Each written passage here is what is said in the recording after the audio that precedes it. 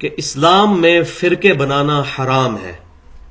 جو شخص بھی اسلام کے اندر فرقے بناتا ہے اور مسلمانوں کی جمعیت کو توڑتا ہے وہ نبی صلی اللہ علیہ وسلم کا امتی ہی نہیں ہے.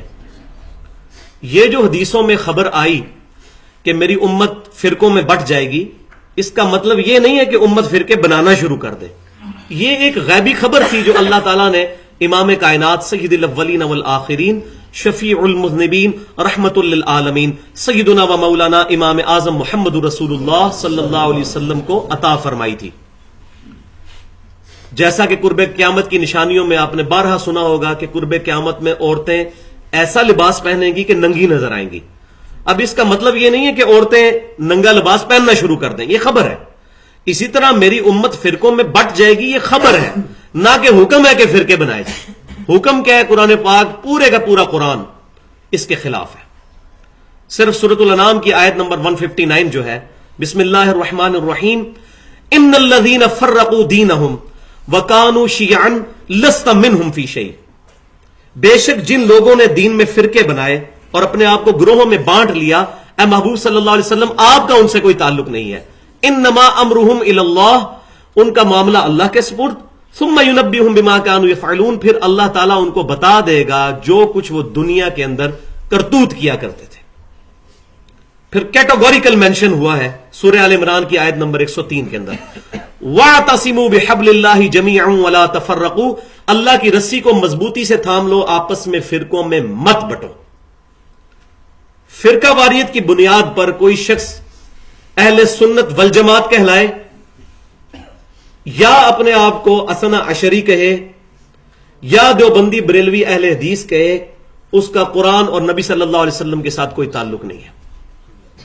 ہاں، فکر کے طور پر اگر کوئی چیز بیان کرتا ہے کہ ہم اہل سنت کی فکر پہ ہیں، یہ علیحدہ بات ہے، یہ بالکل ڈیفرنٹ چیز ہے.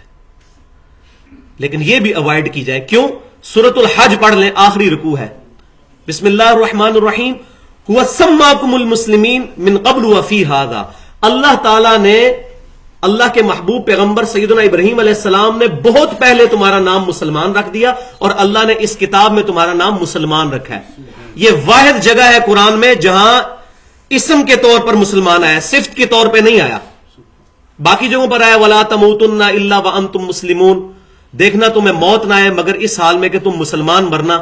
تو وہ کہتے ہیں نہیں جی ادھر مسلم کا مطلب ہے فرمانبردار بننا، لیکن یہاں لفظ آیا ہوا سماکم المسلمین، اللہ نے تمہارا نام ہی مسلم رکھا ہے، مسلمان. اب یہ جھگڑا نہیں کرنا چاہیے کہ مسلمان یا مسلم یہ ایک ہی لفظ استعمال ہو رہے ہیں. عربی میں مسلم، انگلش میں مسلم، اردو میں مسلمان لفظ استعمال ہو جاتا ہے.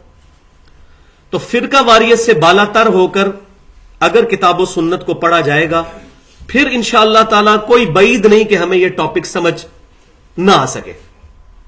لیکن جب فرقے گھسیں گے پھر یہ باتیں ہضم کرنا مشکل ہو جائیں گی. میں یہاں وہی بات کروں گا، بڑی ننگی بات، بڑی اریاں اور نیکڈ بات، کہ بھائیوں قادیانی صرف اس لیے کافر ہیں کہ ہم قادیانیوں کے گھر نہیں پیدا ہوئے. سیدھی سی بات ہے، سچی سی. اگر ہم میں سے یہاں جتنے 100 کے قریب لوگ بیٹھے ہیں، اگر ہم لوگوں کے ماں باپ قادیانی ہوتے، ڈیفینیٹلی قادیانی ہوتے ہم لوگ. میں اپنی بات کرتا ہوں، ہم قادیانی ہوتے. ہم کبھی بھی نہ یہ سوچتے کہ ہم سے باہر بھی حق لائی کر سکتا ہے. اسی طریقے سے کبھی بھی کوئی دیوبندی، بریلوی، اہل حدیث، شیعہ یا کسی بھی مکتبہ فکر سے تعلق رکھنے والا شخص کبھی نہیں سوچتا کہ ضروری نہیں کہ میں ہی 100% حق پر ہوں، ہو سکتا ہے سامنے کی بات بھی حق پر ہو، مجھے غلطی لگ گئی ہو کہیں پر.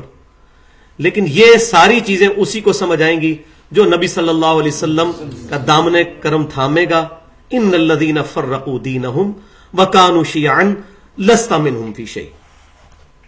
اور اس میں دوسرا جرم اسی کانٹیکسٹ میں یہ ہے کہ جو لوگ بھی حق بات کو چھپائیں گے نا، قرآن پاک میں ان پہ کئی جگہ لعنت کی گئی ہے یہود و نصارہ کے علماء پر کہ یہ کتمان حق کرتے ہیں. اسی وجہ سے کتنے صحابہ اکرام علیہم رضوان نے اتنی عجیب و غریب احادیث، وہ میں آج ٹاپک نہیں ہے، وہ مرنے سے پہلے بیان کر دی ہیں کہ کہیں ہم پر یہ جرم نہ آ جائے کہ ہم نے حق چھپایا. کتمان حق کرنے والے پر اللہ تعالیٰ نے قرآن میں کئی جگہ فرمایا کہ اللہ کی لعنت، اللہ کے فرشتوں کی لعنت، تمام لعنت کرنے والوں کی لعنت جو حق بات کو چھپاتا ہے. فرقہ بچانے کے لیے اسلام بچائیں گے فرقہ ختم ہو جائے گا، فرقہ بچائیں گے اسلام ختم ہو جائے گا. اسلام جمع فرقہ از اکول ٹو 0. اب ہم نے فیصلہ کرنا ہے کہ اسلام بچانا ہے یا